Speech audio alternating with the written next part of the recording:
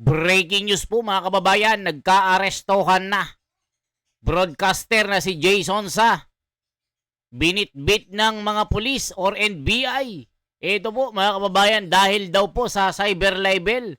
Pakinggan po natin at mamaya, abogado ni Jason Sa sinabi na ang pagka-aresto kay Jason Sa ay maling-mali. Mga kababayan, mamaya po ipapakita natin pero ito muna yung video kung saan kuha po ng NBI ito. Hinuli po sa loob ng bahay. Kayo na po humusga mga kababayan. Ito po ang balita. Jason Sa, inaresto ng NBI. Matapos maglabas ng arrest warrant ang korte kahapon, kaagad na nagtungo ang mga tauhan ng National Bureau of Investigation o NBI sa bahay ng mamamahayag na si Jason Sa Quezon City. Ayan mga kababayan. Pagkatapos po maglabas ng warrant of arrest ang korte, laban po kay Jason Sa na isang kilalang broadcaster. Bakit kaya hinuli mga kababayan? Ito po ay inaresto sa mismong bahay sa Quezon City. Halaka, mga kababayan ko, ito na po ang balita. Ituloy pa natin. Inaresto ng NBI si Jose Jason Sa dahil sa unlawful use of means of publication and unlawful utterances in relation sa Cybercrime Prevention Act of 2012. Isa si Sonsa sa inirekomenda ng NBI na sampahan ng kaso dahil sa umano'y pagpapakalat ito ng maling impormasyon patungkol sa kalusugan ni Pangulong Ferdinand Marcos Jr. Ayan mga kababayan ko, dahil pala sa maling publication dito sa misleading or tinatawag na fake news dahil po sa kalusugan at kalagayan ni BBM. Di ba nung mga nakaraan mga kababayan, nung Semana Santa, nagkaroon po ng mga bali-balita na talagang si BBM daw ay ganyan, ganito, nagkaroon ng colon cancer, kung ano-ano pong mga sakit. Fake news daw yun.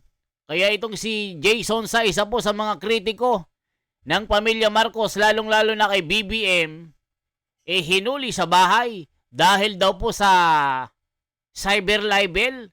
Tuloy pa natin mga kababayan ko. Ito po ang balita. Sa pahayag ng legal counsel ni Sonsa na si Atty. Mark Tolentino, kinumpirma nito kagabi na naaresto ng NBI ang mamamahayag. Sinabi ng abogado na dapat igalang ng NBI ang mga karapatan ni Sonsa, lalo't isa na itong senior citizen. Dagdag pa ni Atty. Tolentino, nakabantay sila sa bawat hakbang at hindi rin nila palalagpasin ng anumang makikitang paglabag sa ginawang pag-aresto at nakahanda rin silang umaksyon kung kinakailangan. Benedict Samson. Ayan mga kababayan ko.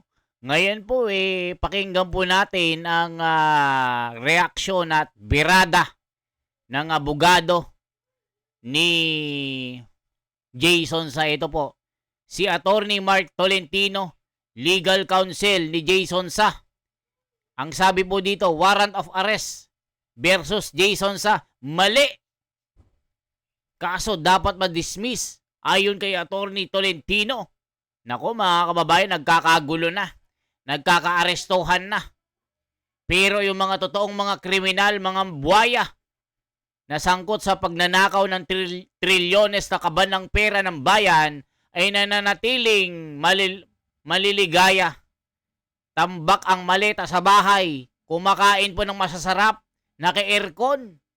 Naka-private jet. Naka-private yate. May mga kotse na Porsche, sports car.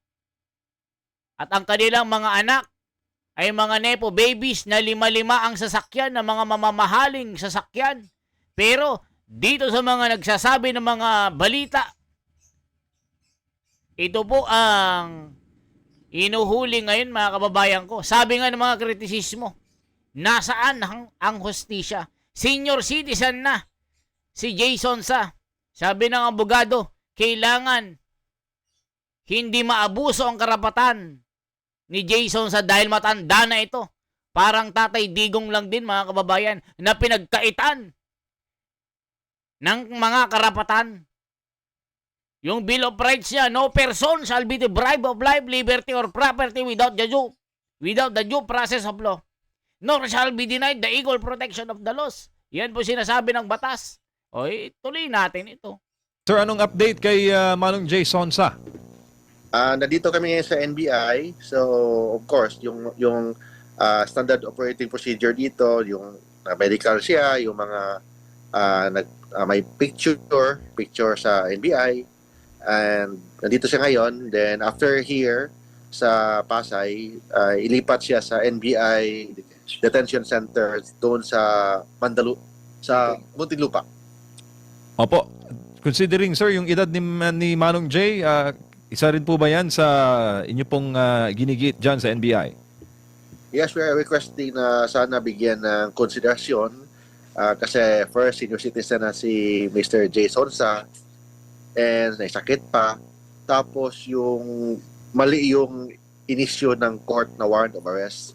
Kasi bakit dapat walang warrant dapat inisyo nito? Kasi ang nakalagay sa warrant of arrest, binasa natin, mali, may typo error, nakalagay doon non-bailable or not bailable. Ang problema, ang kaso niya ngayon is unlawful publication.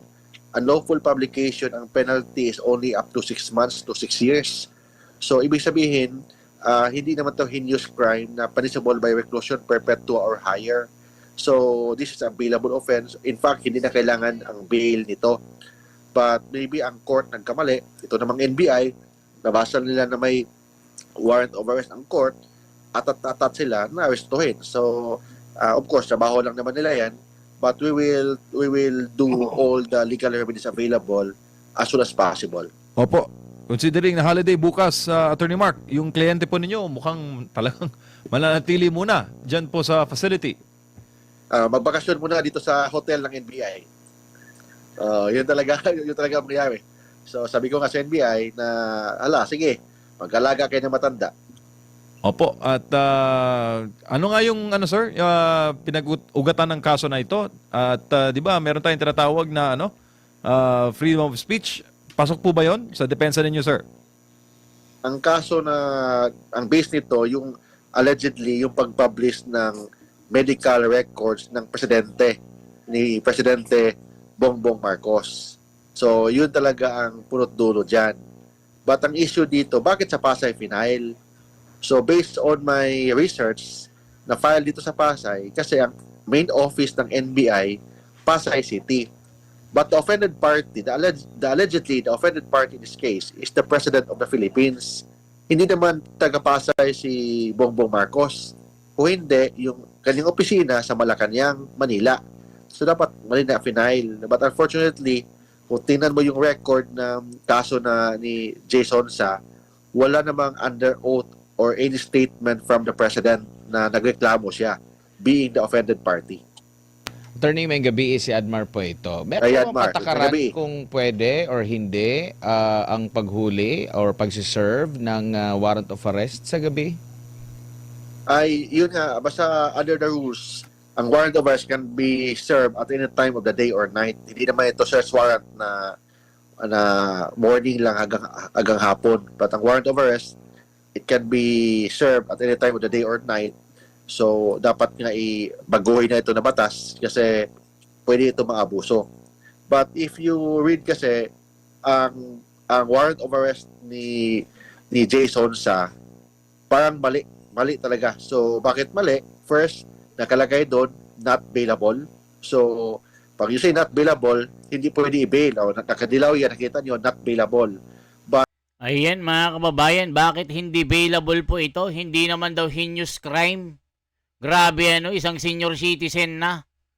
Pinagbakasyon po sa hotel ng NBI. May sakit na rin ito mga kababayan. Gaya ng mga nararamdaman ni Tatay Digong. Si Tatay Digong nga, former president na Napagkaitan pa rin at talagang inusig nila mga kababayan. Sabi nga po ng mga kritisismo, tila silent martial law po ito. Kung sino po yung mga nagsasalita laban po sa korupsyon, yung mga maiingay po, sila pa yung ginigipit po dito. Yan po yung mga kritisismo. Inisyuhan ng warrant of arrest dahil po sa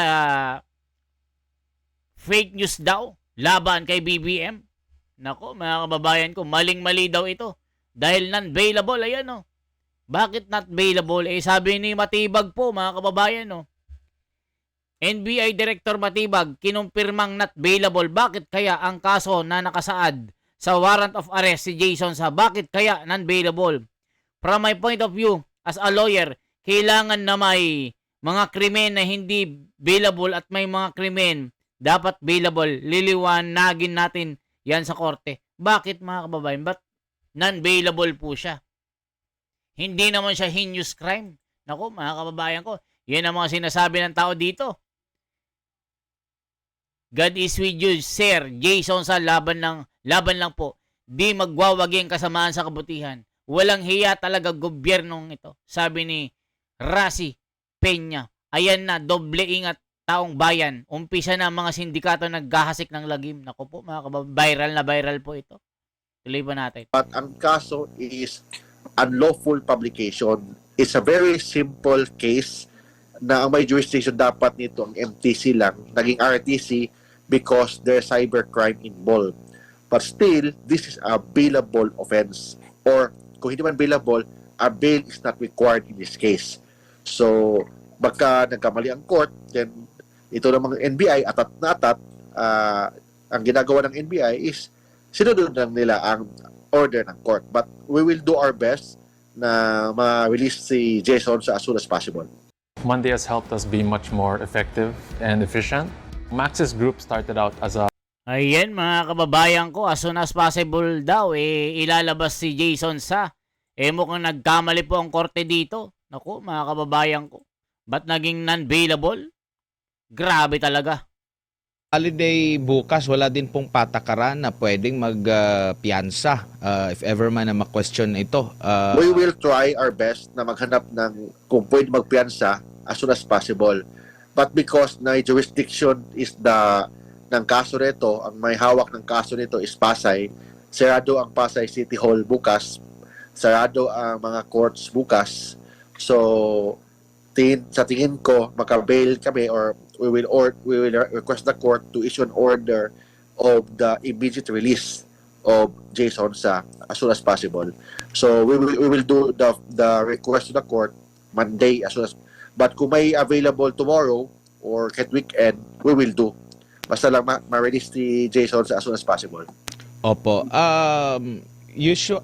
Regular po ba or common po ba, attorney, na yung offending party ay hindi yung nag-file ng Yun na, first, ang NBI, walang personal knowledge. Hearsay.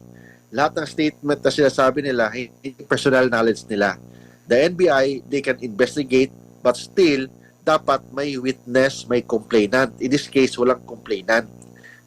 At least man lang, ang offended party may nag-execute ng affidavit, but walang affidavit na in-issue ang ating presidente. So kasi walang initiate na affidavit ng ating presidente, so lahat ng mga pinagsasabi ng NBI doon sa piskalya sa aming preliminary investigation, hearsay. So ibig sabihin ng hearsay, walang bearing or walang evidentiary value. Ayan mga kababayan, walang added value. Puro chismis lang ito kasi walang complainant. Walang affidavit na salaysay ng Pangulo. Grabe mga kababayan ko. Ano nang nangyayari sa bansang ito? Opo. Maaari bang malaman kung bakit nandito sa Metro Manila si Manong J? Kasi ang alam natin, nakabase siya doon sa Nasa Mindanao. Davao si Manong J talaga, doon siya nag-base. Pumunta siya dito sa Manila kasi pinaghandaan po namin ang bail po niya with respect sa libel. Kasi ang libel, normally may bail talaga yan. But with respect to this unlawful publication, kasi mababang kaso to, normally, ang gagawin ng court, hindi talaga mag-issue ng warrant of arrest. In fact, bail is not required. Baka that's why na nagkamali yata ang court, but that's why na shock kami nang tumawag si Sir J sa akin na may NBI daw, maraming tao sa bahay nila para arrestuhin siya. Na dapat hindi ito mangyari kasi hindi pa naman nag-issue ang court ng warrant of arrest with respect sa kaso ni na libel. Kung may nag-issue man itong unlawful publication na kaso, but dapat walang warrant of arrest na in-issue. Opo. Kailan po daw po na nailabas yung desisyon ng korte na umabot pa ng gabi yung implementation nito. Kaya hapon lang, mga bago magsarado ang opisina, mga 4 o'clock yata. So, based on my information, habang naghihintay na pala doon ng NBI sa korte na lumabas yung warrant of arrest. So, pina-follow up talaga nila. That's why lumabas ang warrant of arrest. So, paglabas, diretso na sila naresto si Manong Jay. Opo, siya lang po ba yung subject ng ganitong may kaso? Dalawa sila, si Jason at saka si Eric Celis. But madulas si Eric Celis so hindi nahuli. Ayan mga kababayan, si Eric Celis pa. Yung dating NPA po mga kababayan na ngayon ay isa po sa mga kritiko ng administration ngayon. Matindi po mga kababayan, isa rin yung nasa abroad. Si Eloy Burgis, kung hindi ako nagkakamali. So ano pong masasabi nyo dito mga kababayan? Bakit po yung mga hinuhuli nila, mga kritisismo, yung nagkikritik kapag hawak ng demonyo lahat, ginagawa nila ay tama. Grabing gobyerno ito, sabi ni Mangyan Liboro. Pag wala na sa pwesto, gawin nyo rin sa buong pamilya nila para ramdam nila. Larry Sabrinay. Ingat po, God bless. Sana yung mga korap inaresto. Grabe na talaga, sabi ni Evelyn Santos. Stay safe, strong. Sir Jason nasa likod mo kami. Laban lang, Sir Jay. Nasa likod mo ang taong bayan. Ayan, mga kababayan ko. Matindi po, nagkaka-arestohan na. Grabe. Ano bang masasabi nyo? Mga mahal kong mga kababayan, ito ba ay makatarungan sa panahong ito? Tila nalalabag ang karapatan ng mga Pilipino? Yan po ang tanong ng bayan. Hanggang kailan magkakaroon ng katarungan? Ang pantay-pantay na pagtingin ng batas. Bakit ang mga korap hindi nakukulong, hindi inaaresto? Pero yung mga kritiko, ang ginigipit dito. Kayo na pong humusga, mga kababayan. For transparency, for a better democracy. Grabe. Kung sino po yung mga nagtatanggol ng katwiran at tamang direksyon ng batas, sila ang nahuhuli. Mga kababayan ko. Ganon din si Sara. Balak din nilang ipaaresto. Diyos ko Lord, save the Philippines from this evil deeds, evil minds. Yan yung sinasabi ng mga tao, mga kababayan ko. We are reading the comment. 1,000 of comments, a millions of comments. Grabe na talaga. Kayo na po humusga. Mga kababayan abroad, mga kababayan ko sa Pilipinas, kayo na humusga. Kayo naman ang magkomento. Mas marami, mas maganda. Bakbakan nyo pa ng komento sa baba. Okay po, mabuhay ako si The Wonders Philippines. Isang like naman dyan at isang share at isang subscribe. Salamat po.